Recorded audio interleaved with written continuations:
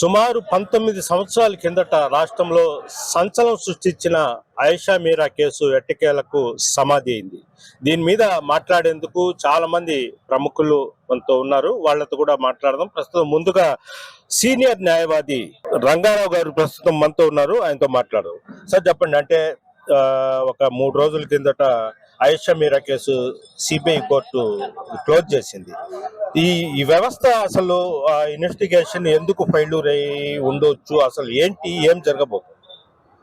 Sir, నా పేరు Veluru Rangarao, ex public ప్రాసిక్యూటర్ని, ఎక్స్ మున్సిపల్ కార్పొరేషన్ స్టాండింగ్ కౌన్సిల్గా ఉన్నాను. ఇది జరిగి సుమారు 18 సంవత్సరాలు అవుతుంది.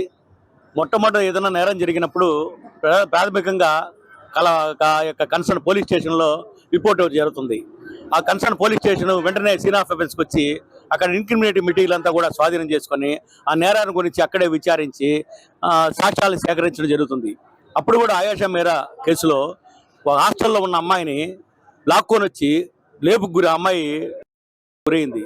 దాని మీద మార్నింగ్ ఆ యొక్క హాస్టల్ వార్డెన్ రిపోర్ట్ ఇచ్చిన తర్వాత వెంటనే పోలీసు వాళ్ళు రంగప్రవేశం చేసి ఆ వెంటనే కేసు కట్టడం జరిగింది. అక్కడున్న ఇన్క్రిమినేటివ్ మెటీరియల్ ఏం దొరకలేదు. అక్కడ ఎటువంటి స్పెర్మ్ కానీ బ్లడ్ స్టైన్స్ కానీ ఏమి లేవు అని చెప్పి ఆ రోజు వాళ్ళు చెప్పడం జరిగింది.